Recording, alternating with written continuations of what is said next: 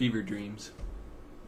I would crawl under your skin and play your ribs like a xylophone, so that long after I'm gone my melody will reverberate through you, till your bones bow out into broken timpani and your ligaments and tendons transform into tortured cuneiform cello strings strung way out, so the melody will sound loud into the night, pressing out against your cheeks and lips, flushing them into a post-cloital fever.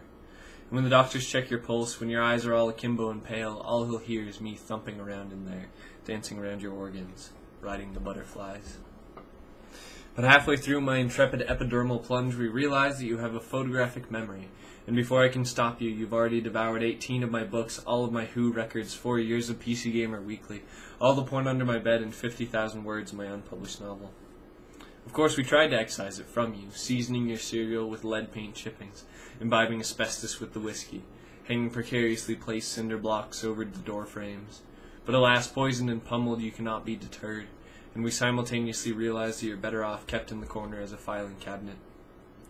But as new toys often do, you begin to gather dust and coffee rings, and the azaleas you started growing on your head dry out and die. We both mumble about the travesty of it all and move on, me abandoning the novel and picking up apiary so I have something to mind, and you roaming the streets at night in search of spreadsheets.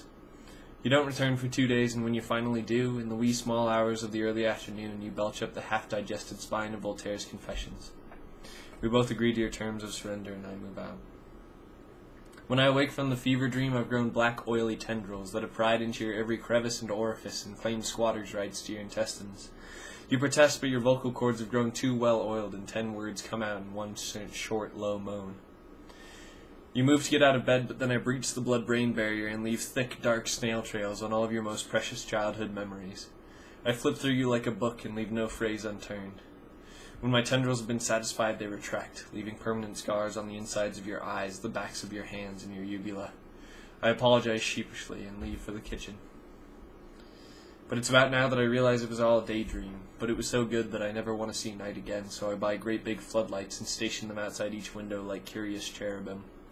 I make lunch for the 5th time and lay you down on the sofa, nestling your face in my bosom, and ask you about your daydreams and day hopes and day fears, and you tell me that the lights have done nothing to stem your violent daymares. I rock you to day sleep and go make lunch, but experience an insomnia-related violent nosebleed and pass out into a day coma and pray for day-night to come. When the fever breaks and the overexposed fluorescent lights clear, I see your smiling face, followed quickly by your red chafed neck. I shake my head at the amateurish work of your previous suitor and tell you that given half the chance I would give you hookies that look like incurable disease but feel like Braille, so you can illiterately read Elizabeth Browning on your skin. Let me count the ways.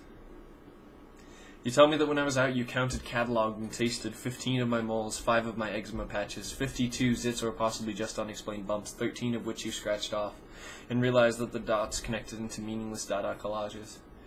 You start to complain about what a letdown the ending was, but we realize that all of that oral fixating has given you real incurable disease, and we drift off to play in fevery dreams together, where we sign a DNR-shaped marriage certificate and carve tombstones of Swiss cheese, and drift off into the unbearable brightness of morning.